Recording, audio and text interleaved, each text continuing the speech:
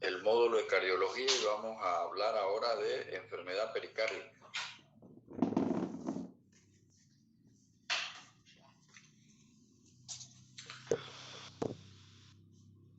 Enfermedad pericárdica por el hecho de que el compromiso de las hojas pericárdicas se expresa de diferente, o sea, hay diferentes escenarios clínicos de compromiso pericárdico. Recordando un poco la anatomía,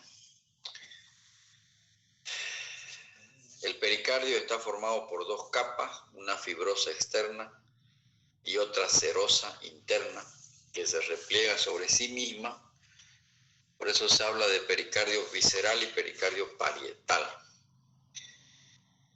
Se forma entonces un espacio entre ambas hojas cuya cantidad de líquido, los autores hablan de 10 a 30, otros dicen de 10 a 50, pero no debe pasar de 50 centímetros cúbicos de líquido. Y en realidad este líquido, como dicen los autores, es un ultrafiltrado del plasma. ¿Qué funciones normalmente cumple el pericardio? Previene la dilatación excesiva de las cámaras cardíacas, distribuye las presiones entre ambos ventrículos, facilita los movimientos cardíacos y actúa como barrera ante infecciones o diseminaciones neoplásicas. Uno de los tumores más frecuentes que hace metástasis al pericardio es el cáncer de mama, y que muchas veces esta diseminación hacia el pericardio es la causa de la muerte de la paciente que tiene cáncer de mama. Muy importante. Entonces, la enfermedad pericárdica se puede presentar de 4 formas.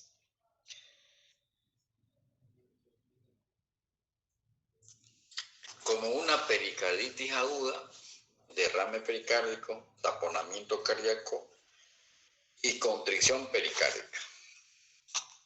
No siempre hay esta sucesión de cuadros clínicos. Lo habitual es que una pericarditis aguda pueda progresar a derrame pericárdico y luego a taponamiento cardíaco y se muera el paciente. Pero muchas veces una pericarditis aguda progresa directamente a constricción pericárdica, a una forma crónica de pericarditis. El ejemplo más clásico es la pericarditis crónica por tuberculosis. Pericarditis crónica constrictiva, cuya causa más frecuente sigue siendo la tuberculosis. Entonces vamos a ir desarrollando estos 4 escenarios clínicos. La pericarditis aguda es un cuadro agudo, es una inflamación del pericardio, una entidad aislada o puede ser parte de una enfermedad sistémica subyacente.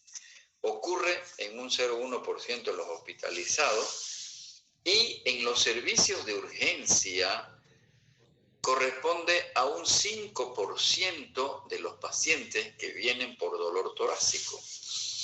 El dolor torácico de una pericarditis aguda es similar al dolor de un infarto agudo de miocardio. Si bien tiene algunas diferencias, pero está dentro de los diagnósticos diferenciales. Cuando un enfermo viene por dolor torácico al servicio de urgencia, uno tiene que discriminar, sobre todo en un paciente joven, si es pericarditis aguda o es un síndrome coronario agudo. Las causas son multifactoriales, lo más frecuente es que sea de naturaleza infecciosa y lo más frecuente es que sea de origen viral. Es menos frecuente la tuberculosis por la pericarditis por tuberculosis que la forma viral. También puede ser de origen tumoral. La pericarditis aguda de origen metabólica, la causa más frecuente es la insuficiencia renal crónica puede ser autoinmune, no se encuentra la causa, puede ser en el curso de un paciente que esté en quimioterapia y puede ser también idiopática. ¿Cómo se clasifica de acuerdo a la evolución? Aguda, cuando el cuadro clínico es menor a 6 semanas. Puede ser de tipo fibrinosa, es decir, simplemente un proceso inflamatorio, pero puede complicarse esta pericarditis aguda con derrame, el cual puede ser seroso o puede ser sanguinolento. Subagudo, cuando el cuadro clínico va de 6 semanas a 6 meses, y crónica, cuando es mayor de 6 meses.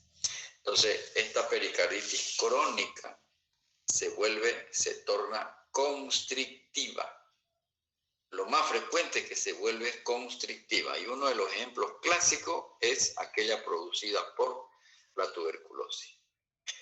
Entonces, clínicamente, un paciente con pericarditis aguda cursa con 3, es decir, el diagnóstico se hace por el dolor torácico, el roce pericárdico, que es el signo cardinal de la pericarditis, y alteraciones electrocardiográficas.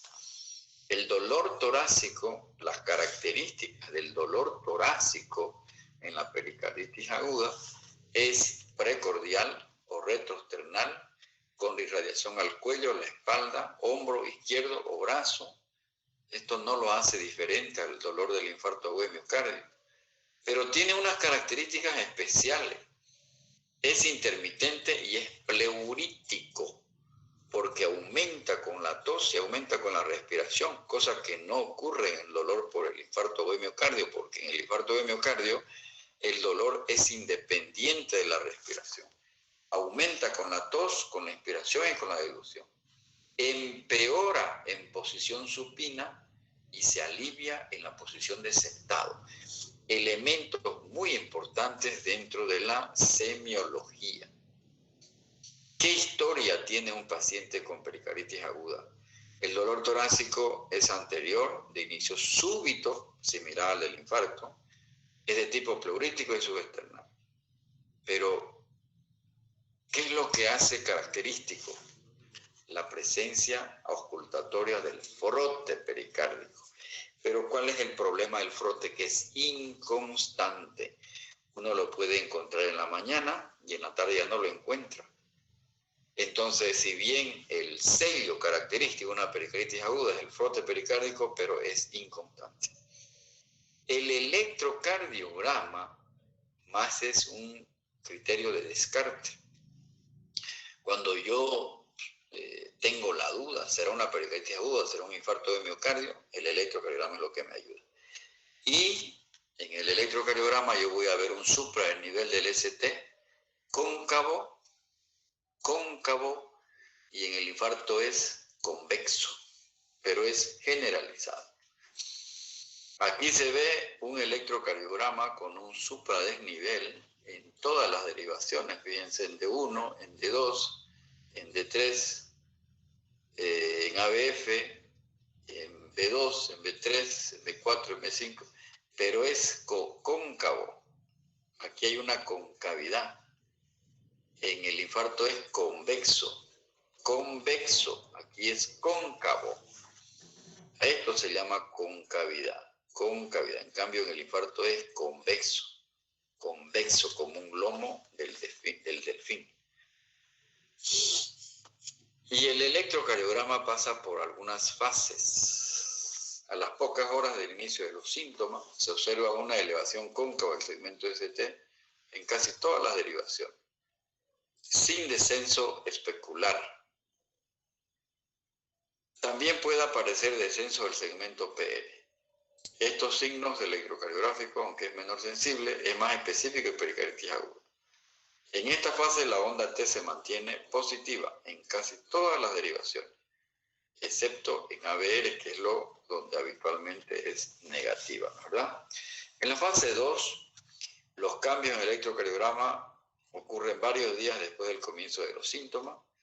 Empieza a normalizarse, ya aquí ya no se ve la alteración del ST, ha bajado, ha descendido, y empieza a aplanarse la onda T. Aquí ya no se ve casi la onda T, ¿no? Porque estas son las ondas P, o sea, aplanamiento. En la fase 3 se produce una inflexión de la onda Q, de la onda T, perdón, en la mayoría de las derivaciones. Pero cuando es un infarto, aquí ya tendría que aparecer una onda Q de necrosis, porque en el infarto, si uno no actúa a tiempo, va a llegar a esa fase de necrosis, cosa que no ocurre aquí en esta fase 3. No aparecen las ondas Q. En la fase 4 se normaliza. Es decir, los cambios electrocardiográficos ha de depender en qué momento acude a la consulta el enfermo. Una de las causas más frecuentes de pericarditis aguda, pero también puede ser crónica, es la tuberculosis. Tiene una mortalidad del 85% sin tratamiento. Y casi en la mitad de los enfermos se va a la forma constrictiva. Es decir, se endurece el pericardio, por eso se llama constrictiva, porque lo aprieta, lo aprisiona al corazón. La presentación es variable. Puede expresarse inicialmente como una pericarditis aguda, como sin derrame. Puede ser una forma silente. Puede ser una forma con derrame severo. El paciente puede tener fiebre persistente o puede presentarse como una pericarditis crónica con calcificaciones.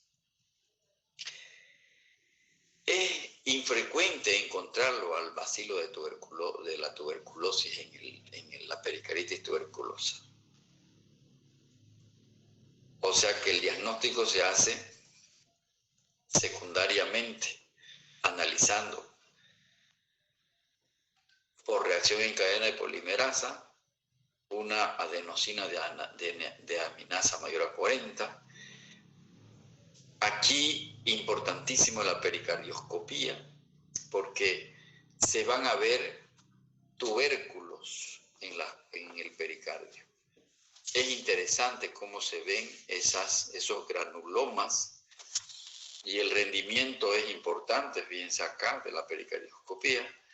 Y como está a mano el pericardio, los médicos, los cirujanos, toman una muestra y la lleven a anatomía patológica. Obviamente ese líquido pericárdico es un exudado hemático, tiene alta densidad y leucocitosis, pero es a predominio de monocitos. ¿Qué tratamiento se hace? Se utilizan los fármacos antituberculosos, es decir, el esquema clásico, pero es importante en estos enfermos la utilización de corticoides, porque el corticoide desinflama muy eficientemente las hojas pericárdicas. Una de las otras causas de pericarditis es aquella que se produce en el contexto de los enfermos con insuficiencia renal crónica. Causa común de pericarditis, pero habitualmente esta pericarditis cursa con derrame severo, clásicamente sin dolor. Existen dos formas, una pericarditis urémica en enfermedad renal avanzada, aguda o crónica, antes de que el paciente dialice. Habitualmente se ve con una urea mayor a 60 miligramos por decilitro. En cambio, hay otra forma de presentación, aquella en el que el paciente ya está en proceso dialítico, es decir, ya tiene historia de que está en un plan de diálisis, de hemodiálisis o diálisis peritoneal. Entonces también es una forma de presentación. Responden rápidamente a la terapia dialítica, es decir, el tratamiento de una pericarditis con derrame en el contexto de un paciente renal crónico, el tratamiento es la propia diálisis. Tienen un éxito limitado los AINES y los corticoides. Cuando la diálisis es ineficaz, hay que proceder a la pericardiocentesis. Se puede hacer instilación intrapericárdica con corticoides. Uno de los que se ha utilizado mucho es la triamcinolona, 50 miligramos cada 6 horas por 2 o 3 días. Y bueno, en pacientes rebeldes al tratamiento hay que optar por una pericardiectomía. Hay pericarditis aguda en el contexto de enfermedades sistémicas autoinmunes. Una de las enfermedades que más cursa con pericarditis es el lupus eritematoso sistémico, más que la artritis reumatoidea y más que la esclerosis sistémica progresiva. Entonces, ¿cómo se trata? Tratando la enfermedad de base, porque esta es una forma de presentación secundaria a la enfermedad de base. Y dentro de lo que compite a la cardiología en sí, hay dos formas de pericarditis que se producen en el contexto de un paciente que ha sufrido un infarto agudo de miocardio. Aquella que es temprana se llama pericarditis epistenocárdica y es por exudación directa. Uno puede escuchar un frote pericárdico en un paciente que ha sufrido un infarto, fundamentalmente aquellos infartos transmurales con onda Q, pero también puede ser clínicamente desapercibido. ¿Y cómo se trata? Este frote generalmente desaparece en el curso de los días. Es por una, como dice ahí, por una exudación directa, por un compromiso directo. Pero hay otra forma de pericarditis tardía que se llama, que fue bautizada con el nombre de síndrome de Dressler. Aparece entre una semana a meses. No requiere que el paciente haya sufrido un infarto transmural. Es menos frecuente en trombolizados y cuando han usado antitrombóticos. ¿Cómo se trata esta pericarditis postinfarto? Y que hace confundir de que el paciente se esté otra vez reinfartando porque cursa con dolor torácico. Entonces es el electrocardiograma y las enzimas cardíacas. Como no va a haber, como no hay una necrosis coronaria, entonces eso me permite a mí descartar que es un infarto, con un reinfarto, perdón, porque ocurre, como ocurre entre una semana y un mes, es un paciente que ya está en recuperación del infarto, pero vuelve a la consulta por un dolor del pecho. Entonces lo primero que uno dice, caramba, ¿será que se está reinfartando el enfermo? Entonces importantísimo es aquí buscar el frote pericárdico, repetirle un electrocardiograma y obviamente las enzimas cardíacas van a estar negativas, porque no se trata de un reinfarto, sino de una inflamación pericárdica. ¿Cómo se trata? Con un AINE. Puede ser el ibuprofeno, como puede ser la aspirina, pero una dosis mayor, porque esta no es una dosis para el infarto. Esta es una dosis como un antiinflamatorio.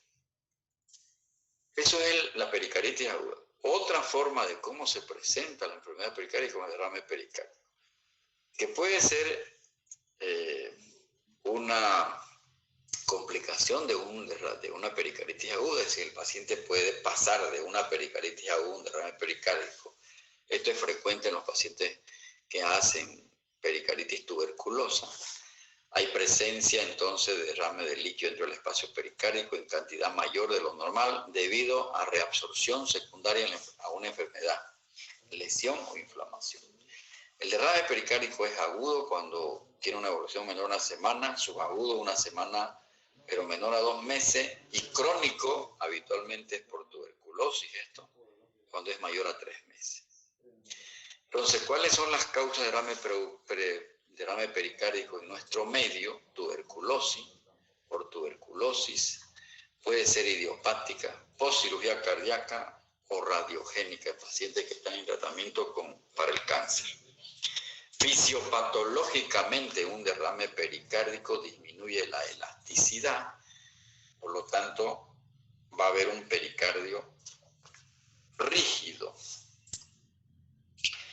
Hay una dificultad en el llenado diastólico, aumento de la presión de fin de diástole, hay aumento de la presión venosa sistémica y obviamente como el corazón no puede llenarse, disminuye el volumen sistólico. El volumen latido va a estar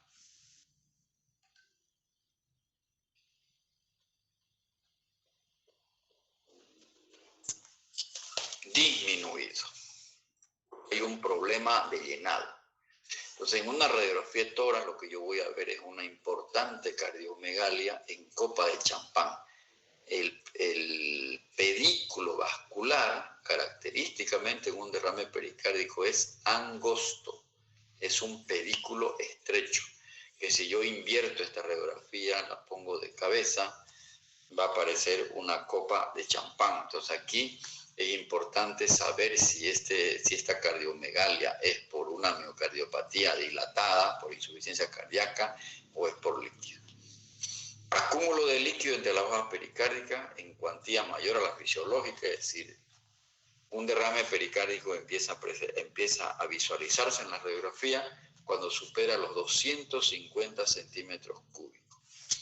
El derrame pericárdico puede comportarse como un exudado por virus, por insuficiencia renal crónica, por conectivopatía como el lupus, síndrome post-pericardiectomía, en el infarto agudo de miocardio, por fármacos, por radioterapia, por infecciones bacterianas. Pero también el derrame pericárdico puede ser expresión de insuficiencia cardíaca, por embarazo, por hipoproteinemia. El hipotiroidismo puede producir derrame pericárdico, obstrucción del seno venoso o puede ser por tumores. En la radiografía de tórax lo que se ve es un agrandamiento de la silueta cardíaca y aparece, es decir, se expresa en la radiografía cuando el acúmulo de líquido es mayor de 250 ml. En algunos casos la silueta cardíaca adopta una forma globular como en botella, borrando el contorno a lo largo del borde cardíaco izquierdo y ocultando los vasos iliares. Aquí uno no ve los vasos iliares, ¿verdad? Entonces, está descrito en los libros que un derrame pericárdico muestra un corazón en forma de cantimplora.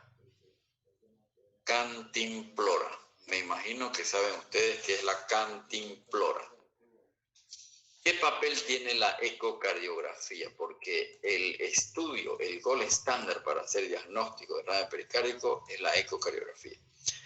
Permite confirmar el diagnóstico, evalúa el volumen y la localización. Hay derrame pericárdico anterior y hay derrame pericárdico posterior. Permite aproximarse a la etiología, es decir, orienta al médico en determinar cuál es la causa. Valora si este derrame pericárdico está comprometiendo la hemodinámica cardíaca. Porque cuidado, ¿no? Un derrame pericárdico, si yo no lo valoro bien, si yo no sospecho a tiempo de que está taponando al corazón, que es el gran problema del derrame pericárdico, el paciente se puede morir. Hay que identificar las causas graves de derrame pericárdico, por ejemplo, un infarto de miocardio o una disección de la aorta, esto a través de la ecocardiografía. Y el ecocardiograma también evalúa el modo óptimo de drenaje y es una guía para el mismo. Fisiopatológicamente el derrame pericárdico va a aumentar la presión intrapericárdica, comprime las cavidades cardíacas, limita el llenado ventricular y por esa razón un paciente cuando el derrame pericárdico es importante, disminuye el gasto cardíaco y lo cual provoca hipotensión arterial. El aumento de la presión en las cámaras cardíacas derechas produce congestión periférica, va a producir ingurgitación yugular. Entonces, la disminución del gasto cardíaco activa el sistema renina-angiotensina aldosterona. Entonces, el derrame pericárdico aquí se ve este espacio anecoico entre la pared libre del ventrículo izquierdo y el pericárdico posterior. Aquí se ve este espacio negro, ¿no es verdad? Resulta que cuando el derrame pericárdico es muy importante, el corazón nada. Swimming heart se llama esto, cuando el corazón nada. Es decir, el corazón está nadando en un ambiente líquido. Acá hay líquido y acá hay líquido también. Entonces, importantísimo es la ecocardiografía para ayudarnos a los médicos, por ejemplo, en la cuantía. Es leve si es menor de 100 cc, es moderado el derrame pericárdico si llega a los 500 cc y es severo cuando es mayor de los 500 cc. Un paciente que tiene un derrame pericárdico severo fácilmente se va a complicar con un taponamiento cardíaco. La triada de Beck aquí es la que nos permite advertir que el paciente está entrando a esta complicación gravísima del derrame pericárdico que puede provocar la muerte. Hipotensión arterial, los tonos cardíacos se vuelven apagados, no se los ausculta, y el paciente va a tener ingurgitación yugular, una elevación de la presión venosa yugular. Esta triada de Beck sigue siendo una pista clave para la advertencia de un taponamiento grave. La detección del pulso paradójico es fundamental. ¿Qué es el pulso paradójico? Se define como el descenso de la presión arterial sistólica mayor a 10 milímetros de mercurio durante la inspiración, mientras que la presión arterial diastólica permanece sin cambio. Es decir, hay un pulso paradójico a la presión y hay un pulso paradójico a la palpación. Importantísimo es pesquisar el pulso paradójico. El pulso paradójico a la palpación del pulso es facilito diagnosticarlo, facilito advertirlo, porque uno nota que en la inspiración se pierde la onda de pulso. Mientras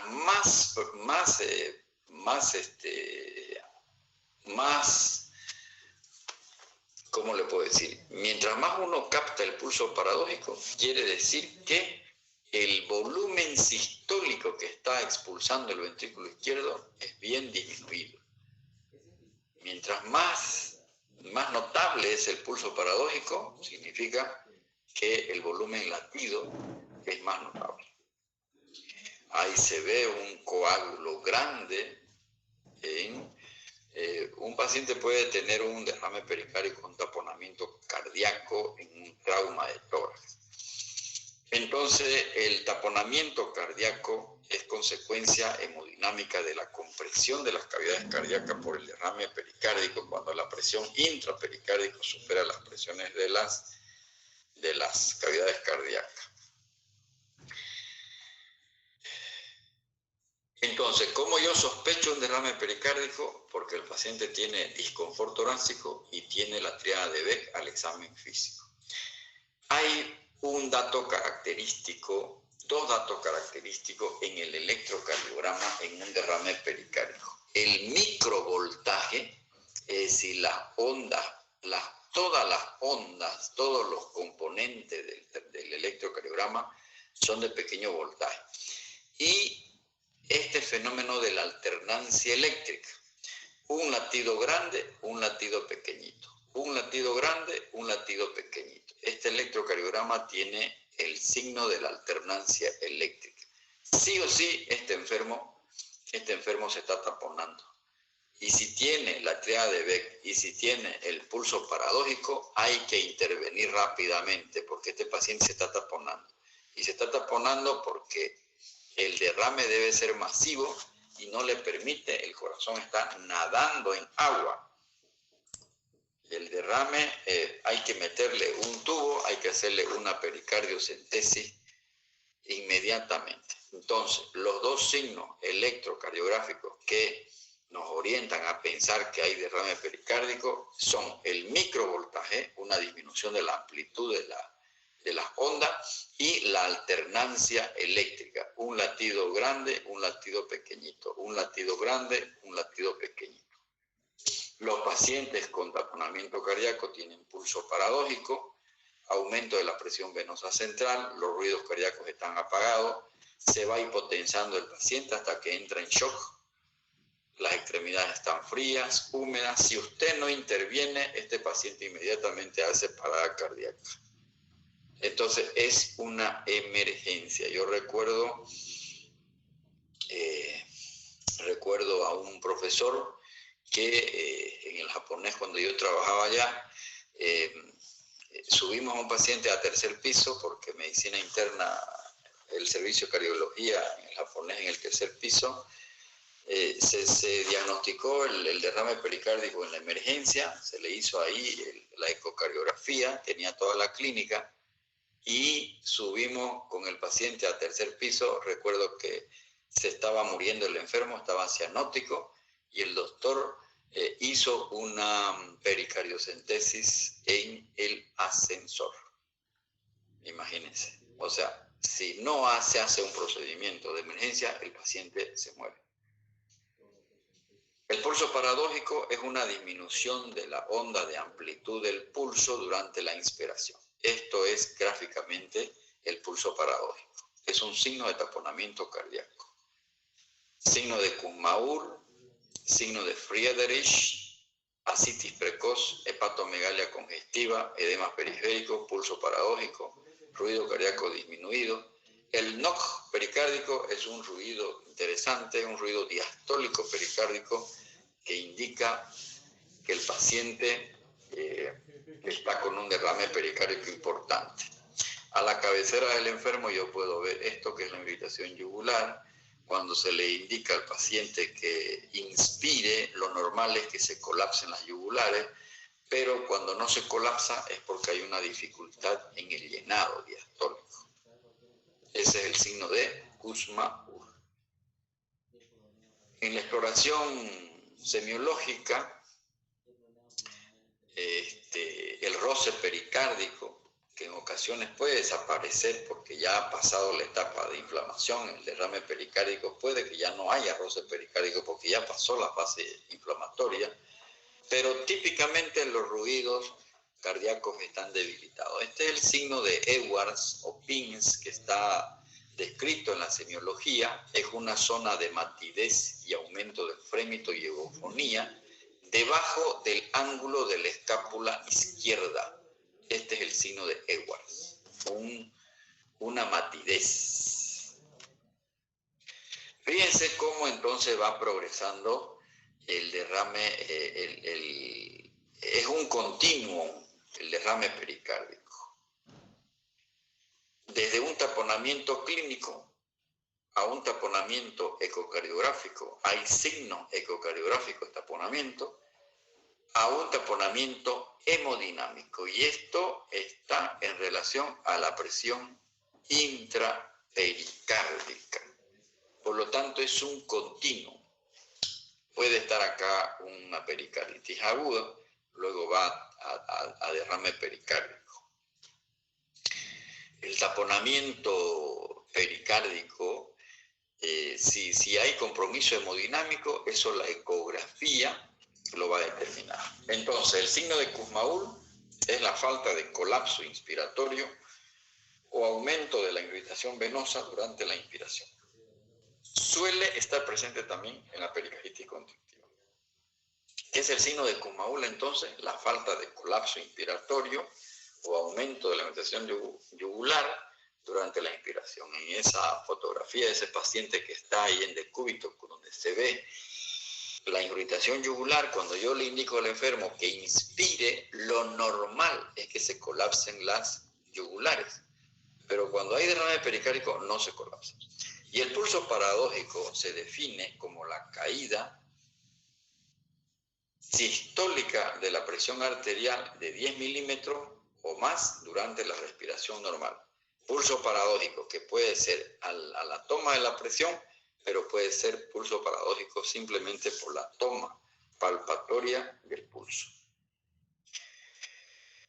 Resulta que hay otras causas de pulso paradójico: enfermedad pulmonar obstructiva crónica, asma bronquial, shock hemorrágico, neumotórax, tensión, tromboembolismo pulmonar, infarto de ventrículo derecho, cardiomiopatía restrictiva. Estos son diagnósticos diferenciales del pulso paradójico. Esto que se llama alternancia eléctrica: un latido grande, un latido pequeño, un latido grande, un latido pequeño. Esto es la alternancia eléctrica, característico de un derrame pericárdico importante. Entonces, cuando se le hace una ecocardiografía al paciente, hay que buscar signos de taponamiento. Entonces esto nos lo va a dar el cardiólogo a través de la ecografía cardíaca y en la guardia, en la emergencia, un paciente que ha llegado a la emergencia, o es un paciente que estaba internado por una pericarditis aguda, se complicó con un derrame y a las 4 de la mañana el paciente empieza a ponerse mal. Entonces yo necesito urgente hacerle una ecografía cardíaca porque tengo que detectar si hay signos ecocardiográficos de taponamiento. Si hay taponamiento, no hay que esperar que amanezca, ni hay que esperar que anochezca, porque ese enfermo se va a morir inmediatamente. La muerte es instantánea. Si yo no meto una aguja y dreno el líquido pericárdico, mi paciente se va a morir. Por lo tanto, cuando yo tengo un enfermo con derrame pericárdico y estoy con un paciente internado, estoy en una internación de hace varios días, o estoy en la guardia y yo sospecho que se está taponando el enfermo, tengo que hacerle urgente una ecocardiografía. Buscando ¿qué? Signos ecocardiográficos de taponamiento, que eso me lo va a dar el ecografista, el cardiólogo. Y si está taponado, hay que hacer una pericardiocentesis de urgencia.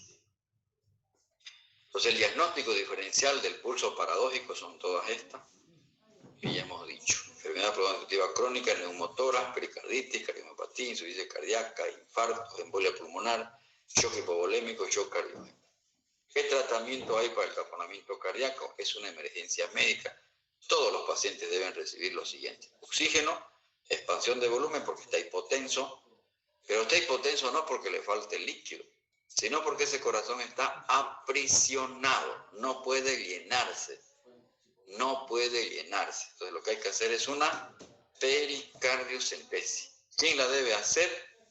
El que inició ese procedimiento fue este señor.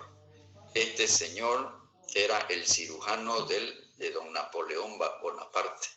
Este ideó la alimentación con sonda gástrica y creó el sistema de ambulancias para transportar heridos. Fue el precursor de la Cruz Roja, pero también fue un cirujano militar de las tropas napoleónicas y fue el inventor de hacer la ventana pericárdica subsifoidea. Imagínense, en esa época no había ecocardiografía, era clínico. Realmente era gente muy pensante, ¿no?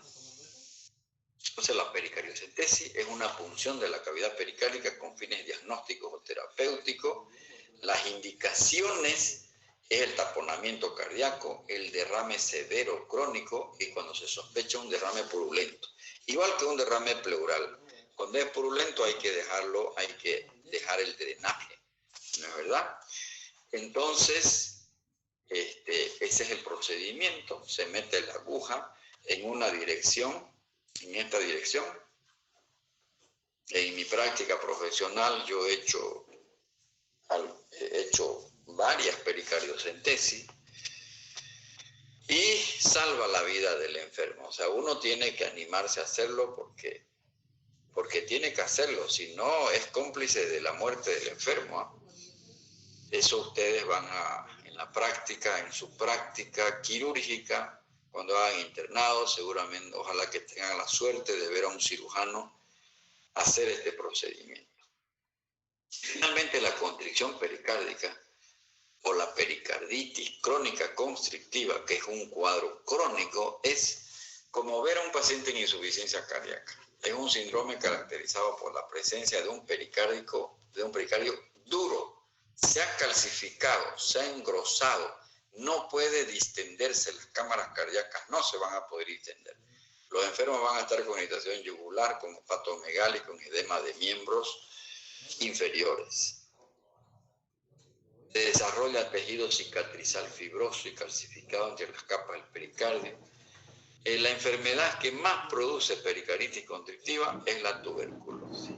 Tiene un mal pronóstico, aunque es rara, potencialmente curable. Es infradiagnosticada. Yo he visto muy pocos casos de pericarditis constrictiva. Probablemente estos enfermos se mueren porque digamos, hacen derrame pericárdico, se taponan y se mueren, no llegan no llegan a la fase crónica porque estamos hablando de un paciente que lleva más de 6 meses. Entonces es muy difícil, hay que hacer el diagnóstico diferencial con una miocardiopatía de tipo restrictiva que vamos a ver después. Entonces un síndrome clínico provocado por una inflamación crónica del pericardio. El pericardio está, fíjense, está calcificado. Cuando se le saca una tomografía o una radiografía de tórax, vamos a ver una calcificación. Las causas más frecuentes son pospericarditis tuberculosa, pero puede ser idiopática, puede ser después de una cirugía cardíaca, puede ser en el curso de la radioterapia, un paciente que tiene algún tumor en mediastino, en pacientes con historia de neoplasia, fundamentalmente de mama o de pulmón. En los países desarrollados, la pericarditis constrictiva son de tipo idiopáticas y por cirugía cardíaca o por radiación. Pero en vías de desarrollo como el nuestro, la principal causa es la tuberculosis. ¿Qué consecuencias tiene? Elevación e igualación diastólica de las presiones de todas las cavidades, se reduce la precarga y cae el gasto cardíaco. Son pacientes hipotensos. Muy interesante. ¿Qué síntomas? Es un paciente similar a un paciente que tiene insuficiencia cardíaca derecha.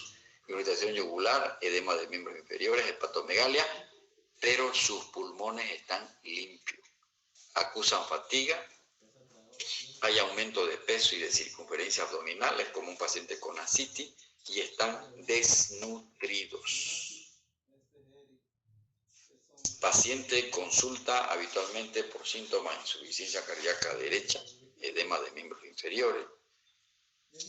Estos enfermos no tienen historia de enfermedad cardíaca previa, es decir, no tienen historia de presión alta, de diabetes, de colesterol, de Chagas, pero parece insuficiencia cardíaca. Tienen fatiga, disnea de esfuerzo, edema pedial, o sea, edema de miembros inferiores, y están con ascitis. Y están totalmente enflaquecidos. Es como ver a un tuberculoso, es como ver a un ascítico, es como ver a un cirrótico. Aquí hay que hacer diagnóstico diferencial. Tienen edema, pueden estar en anasarca, tienen el signo de Kussmaul, hepatomegalia, ascitis. Es el signo de Kussmaul, es la distensión de las venas yugulares durante la inspiración, es decir, la falta de colapso de las yugulares durante la inspiración. Eso se ve en pacientes que el corazón está encerrado en un pericardio rígido que le impide adaptarse al aumento del retorno venoso que ocurre durante la inspiración. ¿Cómo se sospecha una pericarditis crónica constrictiva? Porque los pacientes se presentan como una insuficiencia cardíaca derecha lentamente progresiva, pero no tienen historia los enfermos de factores de riesgo cardiovascular. Los signos, como en el taponamiento, no son sensibles, pero son específicos.